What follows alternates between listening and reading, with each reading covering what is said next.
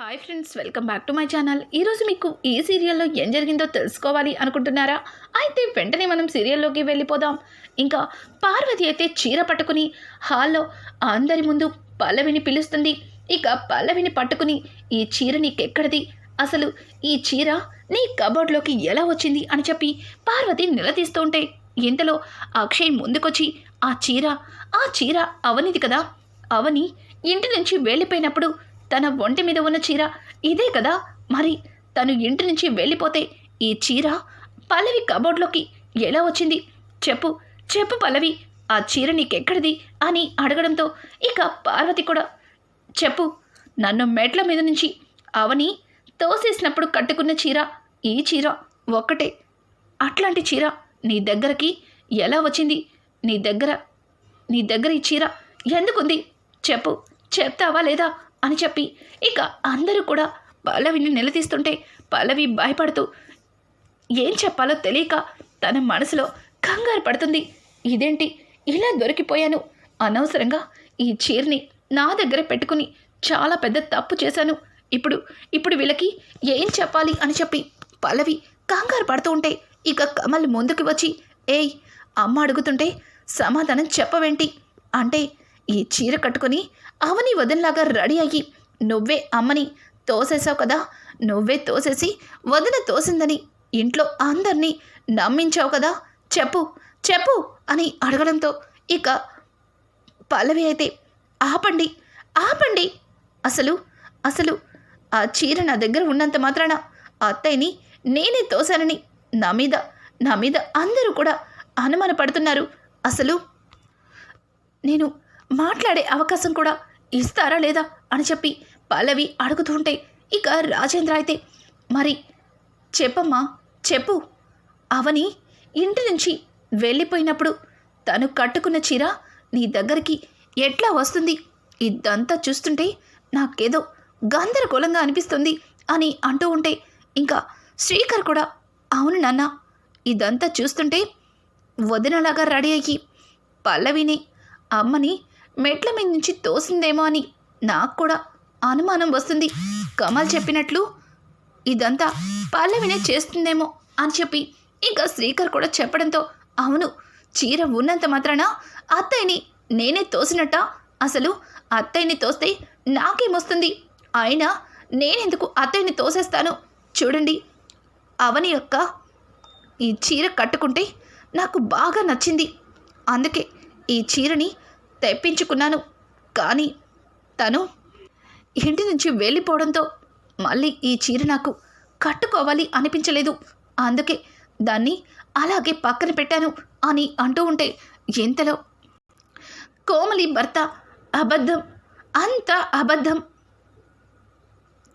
అవని అక్క ఏ తప్పు చెయ్యలేదు, అవని అక్క తప్పు చేసినట్టుగా నమ్మించటం కోసమే కేవలం పల్లవి ఈ చీరని కట్టుకుని తనలాగా రెడీ అయ్యి అత్తయ్యని మెట్ల మీద నుంచి తోసేసింది అని అంటుంటే, ఇక వెంటనే పల్లవి చూడండి, మీరు ఈ ఇంటి అల్లుడు, మిమ్మల్ని ఏమీ అనకూడదని సైలెంట్గా ఉంటున్నాను, మీరు అనవసరంగా పొరపాటు పడుతున్నారు, నా మీద లేనిపోని నిందలు వేస్తున్నారు, అవని అక్క మీద ప్రేమతో నన్ను దోషిని చేస్తున్నారు, అయినా నేను అత్తయ్యని తోసాననడానికి ఏంటి సాక్ష్యం, అవని అక్కలాంటి చీర నా దగ్గర ఉన్నంత మాత్రాన అత్తయ్యని నేనే తోసేస్తానా, అత్తయ్య మీరే చెప్పండి, ఆ రోజు మిమ్మల్ని మెట్ల మీద నుంచి తోసింది అవని అక్కే కదా, మీ కళ్ళారా చూసా అన్నారు కదా అని అంటూ ఉంటే, ఇంతలో ఇక కమలైతే అమ్మా, ఆ రోజు నిన్ను మెట్ల మీద నుంచి తోసింది అవని వదిన అని అంత క్లారిటీగా చెప్తున్నావంటే వదిన ఫేస్ చూసావా అని అడగడంతో ఇక పార్వతి లేదు, నేను అవని ఫేస్ చూడలేదు, నన్ను మెట్ల మీద తోసేసి తను పరిగెత్తుకుంటూ పైకి ఎక్కిపోతుంది, తనని వెనుక నుంచి చూశాను అని అంటుంటే, నాన్న ఇంకా అర్థం కాలేదా, అమ్మ వదిన్ని డైరెక్ట్గా చూడలేదు, వెనుక నుంచి మాత్రమే చూసింది అంటే ఖచ్చితంగా పల్లవినే ఈ చీర కట్టుకొని అమ్మని మెట్ల మీద నుంచి తోసేసుంటుంది, పల్లవికి మొదటి నుంచి కూడా అవని వదనంటే అస్సలు ఇష్టముండదు, తన మీద కోపంతోనే ఇదంతా చేసిందేమో అని నాకు అనిపిస్తుంది. ఏయ్ చెప్పవే, చెప్పు. నువ్వే కదా వదిన్ని కావాలని తప్పు చేసినట్టుగా చూపించి ఇంటి నుంచి వెళ్ళిపోయేలా చేసావు అని అంటుంటే, కమల్ బావా, నువ్వు తాళి కట్టిన భార్యని, నన్ను ఇదే నన్ను అర్థం చేసుకునేది. నేను ఏ తప్పు చెయ్యలేదు. ఆ శారీ నాకు నచ్చి తెప్పించుకున్నాను. కానీ అక్క చేసిన తప్పులకి ఆ చీర కట్టుకోవడానికి నా మనసు అంగీకరించగా పక్కన పెట్టేశాను. చూడండి, నేనే తప్పు చెయ్యలేదు. చివరికి అన్నయ్య కూడా నన్ను తప్పు పడుతున్నాడు అని అంటూ ఉంటే, ఇంకా పక్క నుంచి చక్రధర్ అయితే కోమలి భర్తని పిలిచి, అల్లుడు గారు, ఇదంతా పల్లవినే చేసిందని మీకెలా తెలుసు అని అనడంతో, ఇక తనైతే తన మొబైల్లో ఉన్న ఒక వీడియోని చూపించి అందరికీ చూపిస్తాడు. ఒక్కసారిగా ఆ వీడియో చూసిన కుటుంబం మొత్తం షాక్ అయిపోతుంది. ఇక కమల్ అయితే చాలా ఆవేశంగా పల్లవి చెంప చల్లు మనిపిస్తాడు. నువ్వే తప్పు చెయ్యలేదన్నావు, కావాలని అందరూ నీ మీద నిందలు వేస్తున్నారన్నావు. నువ్వు ఈ ఇంట్లో ఉండడానికి వీల్లేదు. నీ మాటలు నమ్మి నిజంగానే వదిన తప్పు చేసిందని అమ్మ వదిన్ని ఇంటి నుంచి పంపించేసింది. మరి అదే తప్పుని నువ్వే చేసావని తెలిసిన తర్వాత నిన్ని ఇంట్లో ఎవరు ఉంచడానికి ఒప్పుకున్నా నేను మాత్రం అస్సలు ఒప్పుకోను అని చెప్పి ఇక పల్లవి జుట్టు పట్టుకుని బరాబరా బయటికి తీసుకెళ్తుంటే, ఇక అక్కడే ఉన్న భానుమతి, రేయ్ కమల్, ఆగరా, ఆగు, అది కడుపుతో ఉందిరా, కడుపుతో ఉన్నదాన్ని అట్లా ఇబ్బంది పెట్టకూడదురా, ఆగరా అని చెప్పి ఇక కమల్ని ఆపుతూ ఉంటే, ఇంతలో చక్రధర్ వస్తాడు. పల్లవిని తొయ్యడంతో చక్రధర్ పల్లవిని పట్టుకుంటాడు. ఒక్కసారిగా చక్రధర్ చాలా కోపంగా, బావగారు ఏంటిదంతా, నా కూతుర్ని నిర్దాక్షిణ్యంగా కడుపుతో ఉందని కూడా చూడకుండా ఇట్లా మెడ పట్టుకుని బయటికి తోసేస్తారా అని చెప్పి చక్రధర్ అయితే ఇక అందరినీ కూడా నిలదీస్తుంటే, చూడండి, నీ కూతురు చాలా పెద్ద తప్పు చేసింది. మా అమ్మని చంపడానికి ప్రయత్నించింది. పైగా వదినలాగా రెడీ అయ్యి వదినే తప్పు చేసిందని అందరినీ నమ్మించి మరో పెద్ద తప్పు చేసింది. ఇలా తప్పుల మీద తప్పులు చేస్తున్నా ఇది ఈ ఇంట్లో ఉండడానికి వీల్లేదు అని చెప్పి ఇంకా కమల్ అయితే గట్టిగా అరుస్తూ ఉంటే, ఇంకా చక్రధర్ అయితే, బావగారు ఏంటిదంతా, నా కూతురు ఎందుకు చంపాలని చూస్తుంది, కావాలనే ఆ అవని కమల్ని ఈ రకంగా రెచ్చగొట్టినట్టుంది.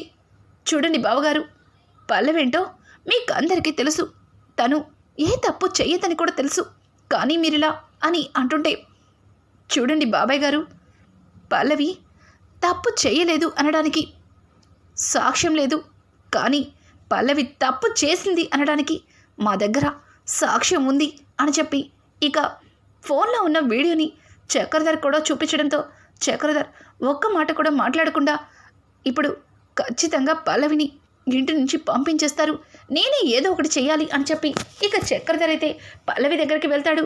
పల్లవిని, ఛీ, నా కడుపున చెడపుట్టావే, అసలు నిన్ను ఎట్లా పెంచాను, కానీ నువ్వు ఇట్లాంటి తప్పులు ఎట్లా చేస్తున్నావు, నీకు బుద్ధి లేదా అని చెప్పి చక్రధర్ కావాలని అందరి ముందు పల్లవిని తిడుతున్నట్టు నటిస్తాడు. పల్లవి కూడా చక్రధర్ మాటలకి ఇక అర్థం చేసుకుని తల కిందకి దించుకుంటుంది. ఎందుకు ఇదంతా చేసావు అని చెప్పి పల్లవిని నిలదీయడంతో, పల్లవి, తప్పైపోయింది డాడ్, నేను తప్పు చేశాను, అందరూ అవని అక్కని బాగా చూసుకుంటుంటే ఆ గౌరవం నాకు కూడా దక్కాలని, తను లేకపోతే అందరూ నన్ను కూడా అలాగే చూసుకుంటారని ఆలోచించి తప్పని తెలియక తప్పు చేశాను, పొరపాటు అయిపోయింది, నన్ను క్షమించండి అత్తయ్య, నిజంగానే నేను ఇదంతా కావాలని చేయలేదు, మీకు దగ్గర అవ్వడం కోసమే ఇదంతా చేశాను, నన్ను క్షమించండి, తెలియక చేశాను, పొరపాటు అయిపోయింది అని చెప్పి పల్లవి అయితే ఇంకా ఇంట్లో అందరినీ కాళ్ళు పట్టుకుని క్షమాపణలు అడుగుతుంది. కమల్ అయితే, లేదు, నువ్వు ఇంట్లో ఉండడానికి వెళ్ళలేదు, వదిన్ని ఇంటి నుంచి బయటికి పంపించడానికి ఒక విధంగా నువ్వే కారణం అని చెప్పి ఇంకా కమల్ అయితే పల్లవి ఇంట్లో ఉండడానికి అస్సలు ఒప్పుకోడు. ఇక చక్రధర్ అయితే, అల్లుడు, నా కూతురు తప్పు చేసిందని ఒప్పుకుంటుంది. అయినా నా కూతురు చేసిన తప్పుని పక్కన పెడితే అవని ఇంతకు మించి పెద్ద తప్పులే చేసింది కదా. ఈ ఆస్తి మొత్తాన్ని తన భర్తే అనుభవించాలని అనుకోలేదా? అలా వీలునామాని కూడా రాయించింది కదా, మరి దాని మాటేంటి అని అంటుంటే, ఇక శ్రీకర్ అయితే, నాకు తెలుసు మావయ్య, నువ్వు ఖచ్చితంగా ఇదే విషయాన్ని అందరి ముందు చెప్తావని నాకు బాగా తెలుసు. అందుకే ఇదంతా చేసింది ఎవరో ముందుగానే తెలుసుకున్నాను. నాన్న, ఒక్కసారి ఈ మొబైల్ చూడండి అని చెప్పి ఇంకా పల్లవి కాల్ చేస్తున్న ఆ వీలునామాల్ని చూసి షాక్ అయిపోతాడు. ఆ తర్వాత ఆ డాక్యుమెంట్స్ని కొన్న స్టాంపు నెంబర్స్ని చూపించి వాటిని కొన్నది పల్లవి అలాగే చక్రధర్లని నిజం చెప్పడంతో ఒక్కసారిగా రాజేంద్ర షాక్ అయిపోతాడు.